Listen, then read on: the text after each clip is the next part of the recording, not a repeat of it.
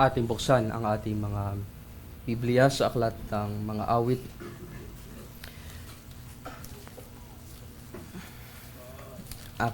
Ating babasahin ang Kapitulo 30, Psalm chapter 30, buong kapitulo. Yan ay naglalaman ng 12 talata. Yan ang ating gagamitin na mga talata para sa ating mensahe. Sabi ng salita ng Diyos, "Dadakilain kita, O Panginoon, sapagkat ako'y iyong iniahon, at hindi hinayaang ako'y pagtawanan ng aking mga kaaway. O Panginoon kong Diyos, humingi ako sa iyo ng saklolo, at ako ay pinagaling mo. O Panginoon, kaluluwa ko'y iniahon mula sa Sheol. Iyong iningatan akong buhay upang huwag akong bumaba sa hukay. Magsiawit kayo ng papuri sa Panginoon, kayong kaniyang mga banal, at magpasalamat kayo sa kaniyang banal na pangalan, sapagkat ang kaniyang galit ay sandali lamang, at ang kaniyang paglingap ay panghabang buhay. Maaaring magtagal na magdamag ang pag-iyak, ngunit sa kinaumagahan ay dumarating ang galak. Tungkol sa akin, sinabi ko sa panahon ng aking kasaganaan, hindi ako matitinag kailanman. Sa pamamagitan ng iyong paglingap, O Panginoon, ginawa mong matibay ang aking bundok. Ikinubli mo ang iyong mukha, ako ay natakot. Ako'y dumaing sa iyo, O Panginoon, at sa Panginoon ay nanawagan ako. Anong pakinabang mayroon sa aking dugo kung ako'y bumaba sa hukay? Pupurihin ka ba ng alabok? Isasaysay ba nito ang iyong katapatan? O Panginoon, sa aking maawa ka, pakinggan mo ako. Panginoon, naway tulungan mo ako. Iyong ginawang sayaw para sa akin ang pagtangis ko.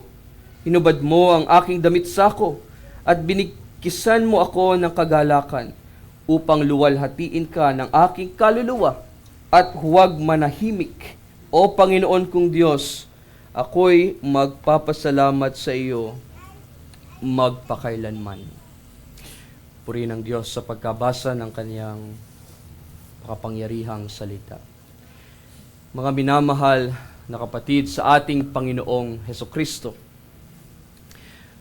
tunay nakahanga-hanga ang katiyakang ibinibigay sa atin ng ating soberanong Diyos sa pagdiriwang ng banal na hapunan, na kung paanong malinaw nating makikita mamaya na ang tinapay na pinagputol-putol at ang alak na iaabot sa atin ay ganoon din katiyak na ang katawan ni Kristo ay inihandog at ang kaniyang dugo ay itinigis para sa atin doon sa krus ng Kalbaryo. Na kung paanong tinatanggap natin ang mga elemento ng tinapay at alak mula sa kamay ng minister at nalalasahan ang tinapay at ang saro o ang alak bilang mga malinaw na tanda ng katawan at dugo ng ating Panginoong Hesukristo, ay ganun din katiyak na siya mismo ang siyang magbibigay ng kalakasan at magbibigay sa atin ng sariwa, nagpapasariwa sa ating mga kaluluwa. Muli, kailangan natin itong marinig, mga kapatid. Kailangan natin itong madama. Kailangan natin itong malasahan. Kailangan natin magkaroon ng katiyakan sa ating Panginoong Hesukristo, sa ating kaligtasan. At lalo natin itong kailangan kapag ang ating konsensya, kapag ang ating budhi ay nagpapaalala ng ating mga pagkakasala, ng ating mga kasalanan sa harapan ng isang banal na Diyos. At yung pakiramdam na nalalayo o lumalayo ka na sa biyaya ng ating Diyos. Oo, bilang mga mananampalataya, bilang mga Kristiyano, tunay na may mga panahon na tayo ay nahuhulog o bumabagsak sa pagkakasala. Ngunit, salamat sa Diyos, salamat sa mapagbiyayang Diyos, mahabaging Diyos, mapagmahal na Diyos, mayroon tayong pag-asa ng kapatawaran sa Kanya. Meron tayong biyaya ng pagpapatawad mula sa Kanya, mula sa ating Panginoong Jesucristo. Na sa pamamagitan, of course, ng taus-puso nating pagsisisi, binabalik niya tayo sa tamang landas. Binabalik tayo ng ating makapangyarihang Diyos sa tamang landas. At muli niya muli niyang iparanas sa atin ang kanyang malaking biyaya, ang kanyang malaking awa, ang kanyang malaking pagmamahal sa atin. Ngayon sa paksang ang pagsisisi ay biyaya ng Diyos, mula sa temang iyan, ating sasagutin ang tatlong mahalagang katanungan. Ang una ay ano ang anyo o ano ang ibig sabihin o ano ang tunay na kahulugan ng pagsisisi. Ano ang tunay na pagsisisi? Pangalawa, paano ito nangyayari o nagaganap? Pangatlo, paano ako makakasiguro? Tingnan natin ang una. Ano ang tunay na pagsisisi? Ang konteksto ng ating scripture reading kanina, ang Psalm chapter 30, ay makikita natin sa 1 Chronicles chapter 21. At meron din sa 2 Samuel. Ngunit para sa ating pag-aaral, ating ginamit ang 1 Chronicles, kung saan si David ay nagkasala ng kasalanang pagmamalaki o pagmamataas na sa pamamagitan ng pagbigay niya ng utos kay Joab na kanyang bilangin ang mga kalalakihan para sa digmaan. At iyon ay hindi kinalugdan ng Diyos. Yan ay mababasa natin sa verse 7 ng 1 Chronicles chapter 21.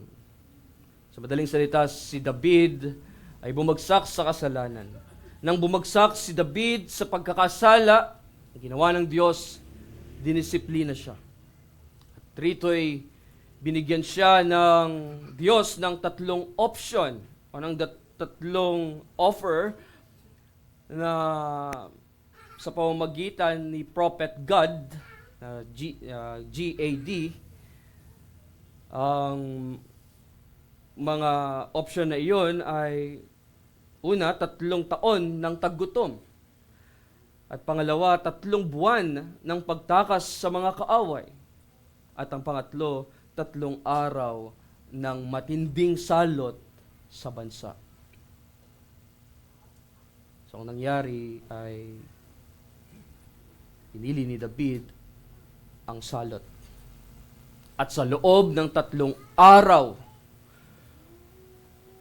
70,000, 70,000 katao ang namatay sa Israel.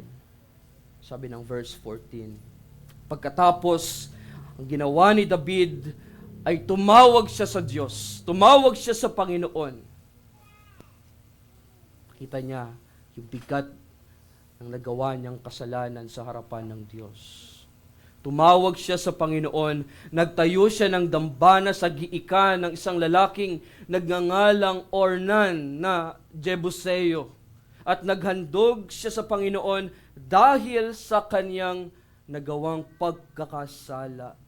At iyon ay pinakinggan ng ating Panginoon. Pinakinggan ng Panginoon ang pag-iyak ni David, ang pagtangis ni David para sa kapatawaran ng kanyang kasalanan at tumigil ang salot. Mga kapatid, sa ganitong konteksto, itinuturo sa atin ang salita ng Diyos. Itinuturo sa atin ng Psalm chapter 30 ang tungkol sa tunay na anyo ng pagsisisi. Ito ang tunay na pagsisisi, na kapag tayo ay nagsisisi, hindi si pastor ang tatawagan mo, hindi si elder ang tatawagan mo, hindi ang deacon o sino mang kapatid mo kay Kristo ang iyong tatawagan. Walang iba, ang Diyos lamang. Ang Panginoon ang iyong tawagan. Yun ang sabi ni David sa verse 2, O Panginoon kong Diyos, humingi ako sa iyo ng saklolo at ako ay pinagaling mo. Sa verse 8, ako'y dumaing sa iyo, O Panginoon, at sa Panginoon ay nananawagan ako. Verse 10, O Panginoon, sa aking maawa ka, pakinggan mo ako, Panginoon, naway tulungan mo ako. Pagdating sa konteksto ng pagdidisiplina ng Diyos, kung titignan natin ang 1 Chronicles chapter 21, pagdidisiplina ng Diyos kay David, makikita natin ang isang mahalagang prinsipyo. Na kapag tayo ay nagkakasala at nahaharap sa mga pagsubok o parusa mula sa Diyos o pagdidisiplina mula sa Diyos, ang tamang tugon ay ang tunay na pagsisisi at paghingi ng tawad sa Kanya. Si David, matapos siyang magkasala, hindi niya pinatigas ang kanyang puso. Hindi siya nagmatigas, kundi tumawag siya sa Diyos. At sa pagtawag niya sa Diyos, nakita natin sa mga talata, siya ay nagpakumbaba. Ibinaba niya ang kanyang sarili at siya ay humingi ng kapatawaran sa lahat ng kanyang mga kasalanan na nagawa sa ating banal na Diyos. Tandaan natin, ang tunay na anyo ng pagsisisi, mga kapatid, ay ito. Ang tunay na pagsisisi ay hindi lamang ang paghingi ng kapatawaran, kundi isang pusong nagsusumamo na naglalaman ng pagpapakumbaba at pagnanais na sumunod sa Diyos. May puso na nagsusumamo, na naglalaman ng kapakumbabaan at may pagnanais na sumunod sa kalooban, sa kautusan ng Diyos. Pangalawa, paano ito nangyayari? Malinaw na ipinapahayag sa atin ang salita mismo ng Diyos na ang isang taong ipinanganak na muli ay hindi maaaring mawala ang kanyang kaligtasan. Sa halip, ang Diyos mismo ang gumagawa ng paraan upang ikaw ay muling manumbalik sa Kanya, manumbalik sa Panginoon. Yan ang sinasabi ng 1 John chapter 3, verse 9. Kung ating titignan ang ating mga Biblia sa unang Juan, kapitulo 3, talatang 9, na sinasabi roon, ang sinumang ipinanganak ng Diyos ay hindi patuloy na nagkakasala, sapagkat ang kanyang binhi ay nananatili sa kanya at hindi siya maaaring magkasala sapagkat siya'y ipinanganak ng Diyos. Yung salita roon na binhi ay mahalaga at yun ay tumutukoy sa binhi ng pagkabuhay na muli o regeneration, the seed of regeneration. At dahil hindi hahayaan ng Diyos na ang kaniyang mga hinirang ay mapahamak, umalayo ng lubusan. Kaya sa talatang iyan, siya mismo ang gumagawa o kumikilos o nagbibigay sa atin ng pagsisisi sa ating mga puso. Ang pagsisisi sa makatuwid ay biyaya mula sa Diyos. Mga kapatid, sa ating Panginoon Jesucristo, ang pagsisisi ay biyaya ng Diyos. Hindi tayo, ni ikaw o ako, ang nagpasya na magsisi ng hiwalay sa kalooban ng Diyos o pagkilos ng Diyos. Bagkus, tulad iyon ng nangyari noong tayo ay nanampalataya sa Kanya. Ang mga pinili ng Diyos ay mananampalataya sa Kanya. At ang mga mananampalataya sa Kanya ay magpapatuloy sa Kanya. At kahit na sila'y madapa sa kasalanan, kahit na sila'y mahulog, bumagsak sa kasalanan, tatawagin sila ng Diyos. Tumatawag ang Diyos upang ikaw ay manumbalik sa Kanya. Tatawagin ka ng Diyos para manumbalik, magsisi, at maranasan mo ang malaking biyaya ng kapatawaran ng Diyos sa pamamagitan ni Jesucristo. Diba't yan ang pangangaral, pagtawag ng Diyos na ikaw ay magsisi. Tayo'y magsisi ng ating mga kasalanan. Bilang karagdagan, oo mga kapatid, ang pagsisisi natin ay gawa ng Ama. Dito sa ating pag-aaral, ang pagsisisi ay gawa rin ng bugtong na anak ng Diyos, ang ating Panginoong Jesucristo. Ba pamilyar sa atin ang talatang John chapter 6 verse 37 na sinasabi roon ng ating Panginoong Jesucristo mismo na ang lahat ng ibinibigay sa akin ng Ama ay lalapit sa akin at ang lalapit sa akin kailanman ay hindi ko itataboy. Sinabi sa Romans chapter 8 verse 34. Romans chapter 8 verse 34, ang sabi ron, sino ang hahatol? Si Kristo Jesus na namatay. Oo, siyang muling binuhay mula sa mga patay, na siya ring nasa kanan ng Diyos, na siya ring, ano sumunod na salita? Na siya ring namamagitan para sa atin. So ang ating Panginoong Jesucristo mismo ang siyang namamagitan para sa atin upang ang Diyos Ama ay magpatawad sa ating mga kasalanan at upang tayo ay makapanumbalik sa ating Diyos. At bukod sa ating pagsisisi, yes, ito ay bunga ng gawain ng Ama. Yes, ito ay bunga rin ng anak, ang bugtong na anak ng Diyos.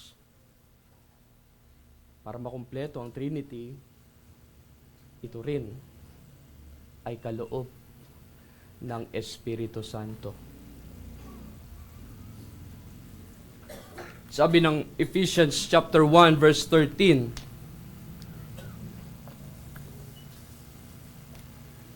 Ephesians chapter 1 verse 13, sa Kanya'y kayo rin naman na nakarinig ng salita ng katotohanan, ang ebanghelyo ng inyong kaligtasan, at kayo na sumampalataya sa Kanya, ang sabi, ay tinatakan ng ipinangakong Espiritu Santo. Kaya kung ikaw ay tinatakan sa ating Panginoong Jesucristo, ang iyong kaligtasan ay sigurado. Ang iyong kaligtasan ay tiyak na. At ito ay tiyak hindi dahil sa iyo o sa iyong ginawang pagpapasya. Ito'y tiyak dahil sa hindi dahil sa kung sino ka o sa mga bagay na maaari mong gawin o maaari mong ipagmalaki.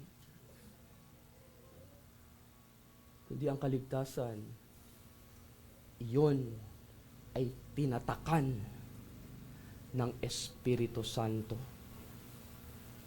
So ito ay tiyak dahil sa kung sino ang ating triune God.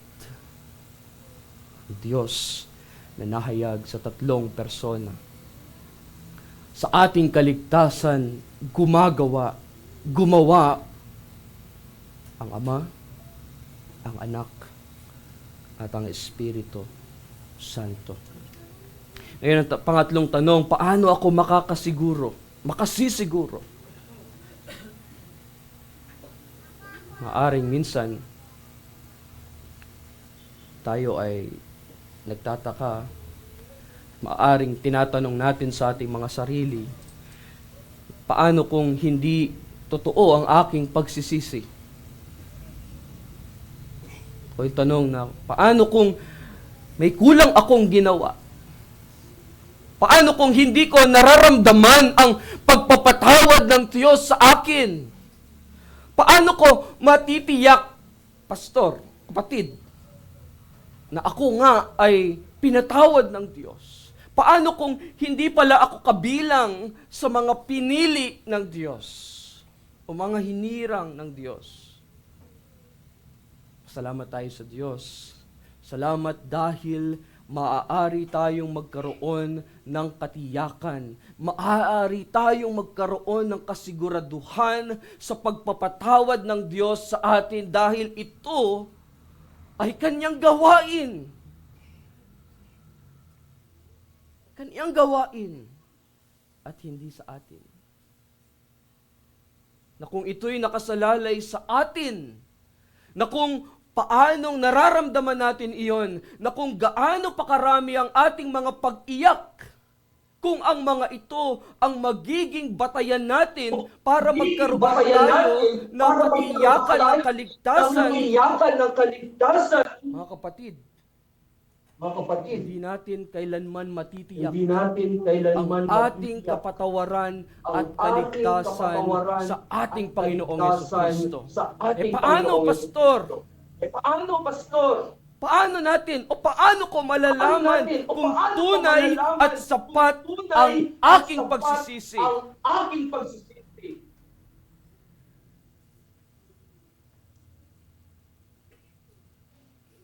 Paano? Ang sagot, mga kapatid. Again, ang pagsisisi ay biyaya ng Diyos.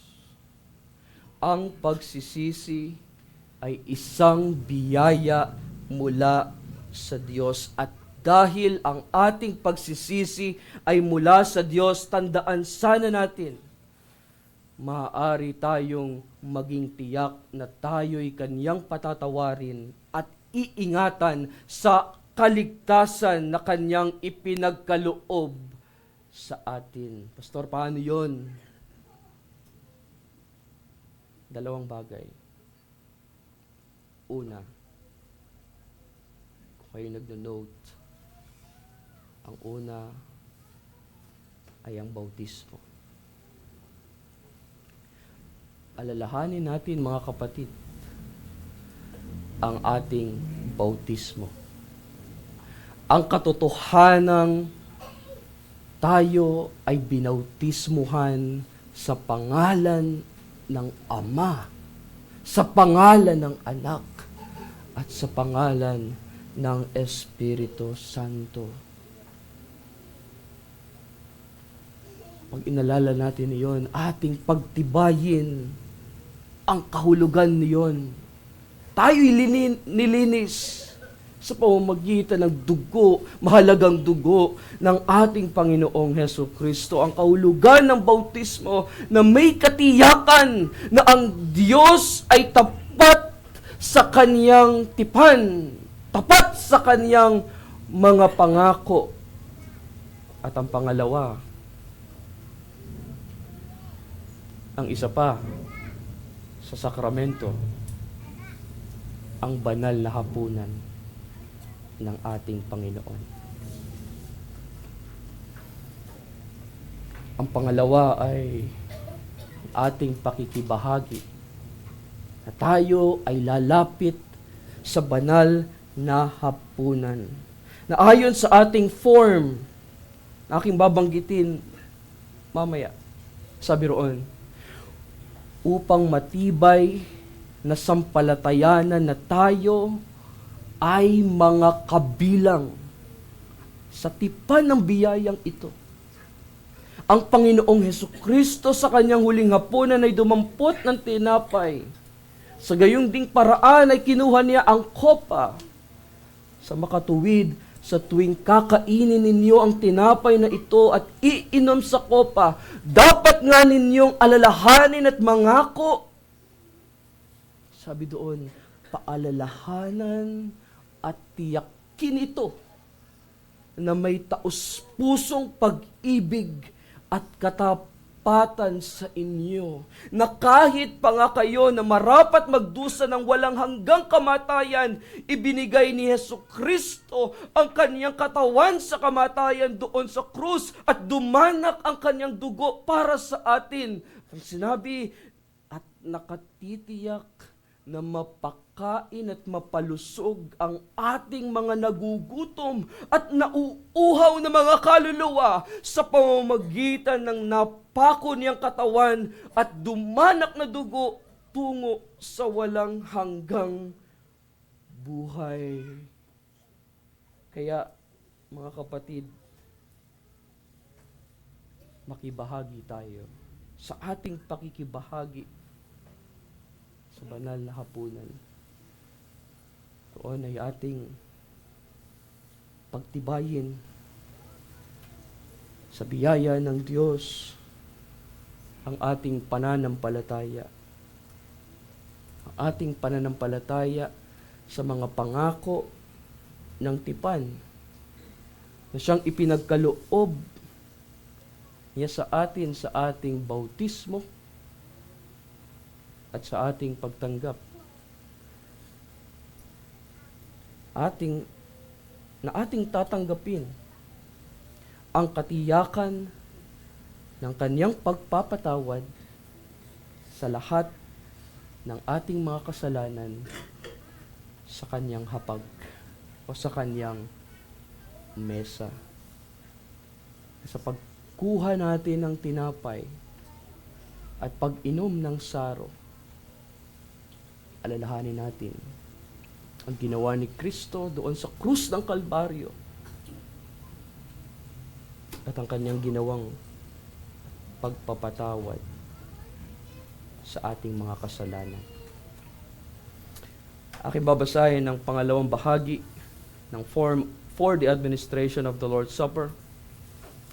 Atin ding isaalang-alang ngayon para sa anong dahilan itinatag ng Panginoon ang kanyang hapunan sa makatuwid upang gawin natin ito sa pag-alaala sa Kanya. Ngayon matapos ang kaparaanang ito at ay ating alalahanin siya sa pamamagitan nito.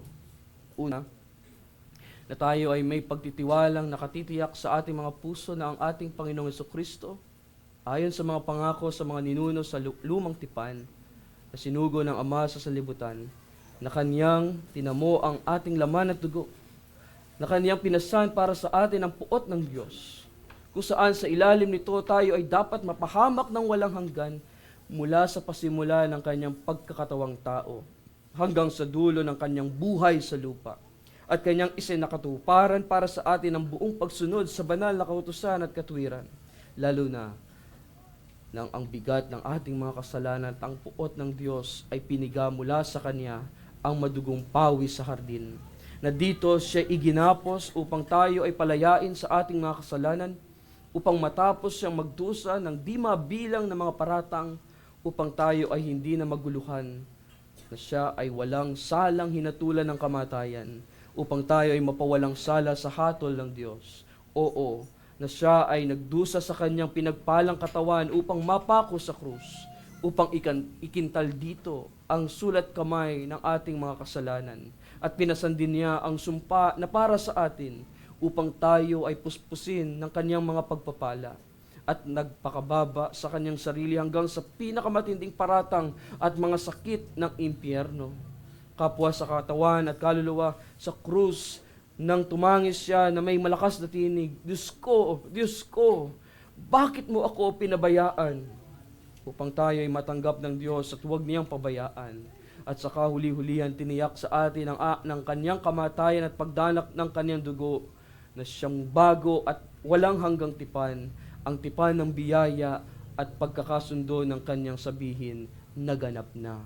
Pangalawa, at upang matibay na sampalatayanan na tayo ay mga kabilang sa tipan ng biyayang ito, ang Panginoong Jesucristo sa kanyang huling hapunan ay dumampot ng tinapay.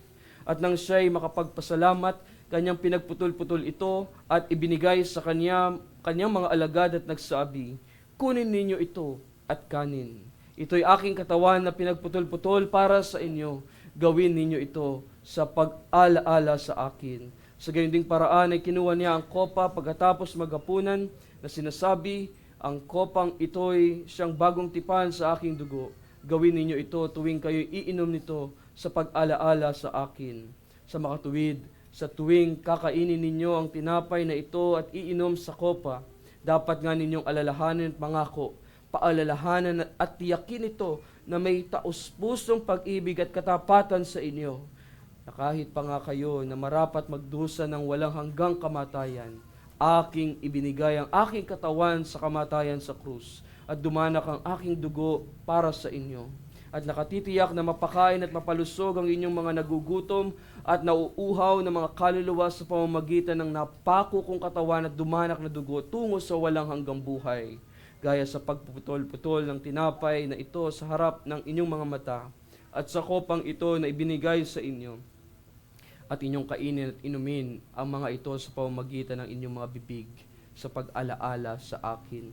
Sa katunayan, tayo ay inaanyayahan sa hapunang ito, ay lumalapit bilang mga maruruming makasalanan na walang pag-asa ng buhay na walang hanggan kapag hiwalay sa biyaya ng Diyos na nakay Kristo. Ipinapahayag natin ang pag-asa ng kapatawaran at paglilinis doon sa ganap na pagsasakripisyo ni Jesucristo. Ibinabatay natin ang pag-asa ng buhay na walang hanggan sa kanyang ganap na pagsunod at katwiran, at buong pagpapakumbabang nagsisikap na talikuran ang ating mga sarili, ipako sa krus ang ating lumang pagkatao at sundin si Kristo bilang mga nagtataglay ng kanyang pangalan. Tayo po'y manalangin sa Diyos.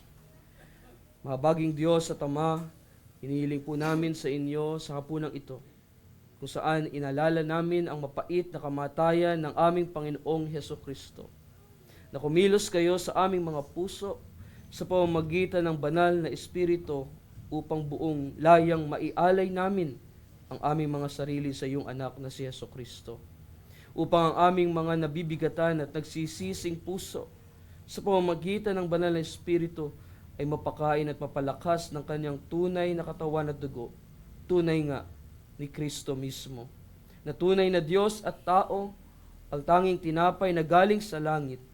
Dalangin namin na hindi na kami mamuhay sa aming mga kasalanan, kundi si Kristo ay manahan sa amin at kami naman sa Kanya, upang maging tunay kaming maging kabahagi ng bago at walang hanggang tipan ng biyaya. Hindi namin pinag-aalinlanganan na habang panahon ka naming magiging mapagbiyayang Ama, na hindi na isusumbat pa sa amin ang aming mga kasalanan, kundi pagkakalooban kami ng lahat ng pangangailangan ng katawan at kaluluwa bilang mga anak na iyong iniibig at mga tagapagmana. Biyayaan niyo rin po kami upang masaya naming pasanin ang aming krus, talikuran ang aming sarili at ipahayag ang aming tagapagligtas sa gitna ng lahat ng aming paghihirap, na may pananabik na naghihintay ang Panginoong Hesukristo na babalik mula sa langit, na siyang magbabago sa aming mga namamatay na katawan at papalitan ito ng katawang tulad ng kanyang maluwalhating katawan at ihahatid kami kasama niya sa panahong walang hanggan. Malugod din po kayo, Panginoon, na pagpalain ang mga elemento ng tinapay at alak upang sa pagtanggap namin sa mga ito bilang pag-aalaala sa paghihirap at kamatayan ng iyong minamahal na anak ay makabahagi kami sa pamamagitan ng pananampalataya sa katawan niyang napako sa krus at dugo niyang tumigis, kalakip ang lahat ng kapakinabangang ukol sa espiritual naming kalusugan para sa ikaluluwalhati ng iyong banal na pangalan. Amen. Aking inaanyayahan ang ating mga elders, Elder Eric at Elder Glenn, maging ang ating newly installed Elder Ronald.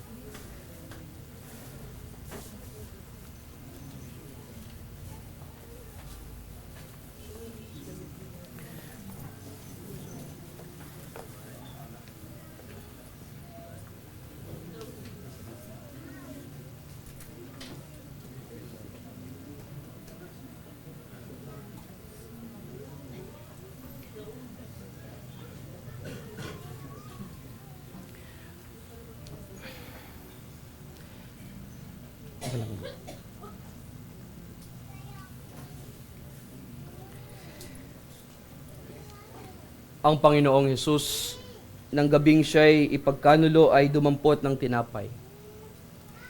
At nang siya'y makapagpasalamat, ito ay kanyang pinagputol-putol at sinabi, "Ito'y aking katawan na pinagputol-putol para sa inyo.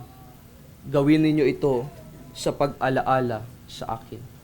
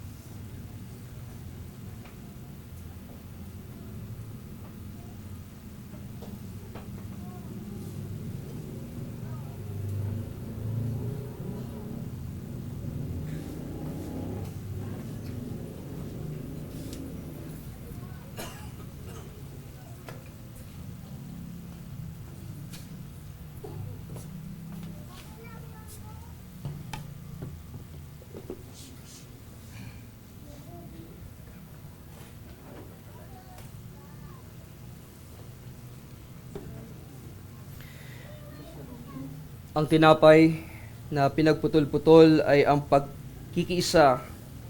pakikipag-isa sa katawan ni Kristo. Kunin ninyo ito, kainin, alalahanin at panaligan na ang katawan ng ating Panginoong Hesukristo ay winasak para sa ganap na kapatawaran ng lahat ng ating mga kasalanan. Ating kainin ang tinapay.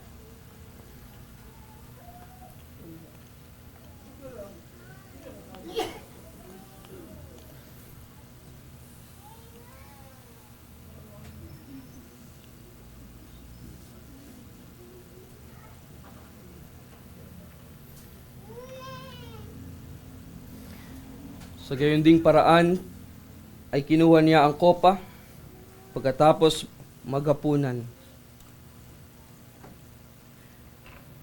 Na sinasabi, ang kopang ito'y siyang bagong tipan sa aking dugo. Gawin ninyo ito tuwing kayo'y iinom nito sa pag-alaala sa akin.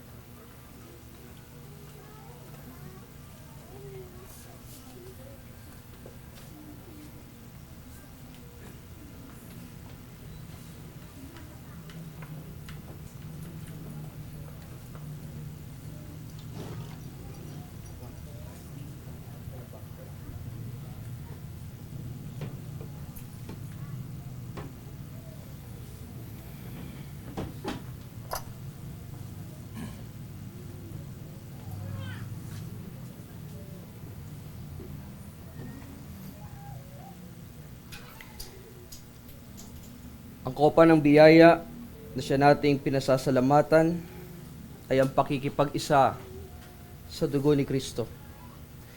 Kunin ninyong lahat ito at inumin, alalahanin at panaligan na ang dalisay na dugo ng ating Panginoong Jesucristo ay nabuhos para sa ganap na kapatawaran ng lahat ng ating mga kasalanan. Ating inumin ang saro.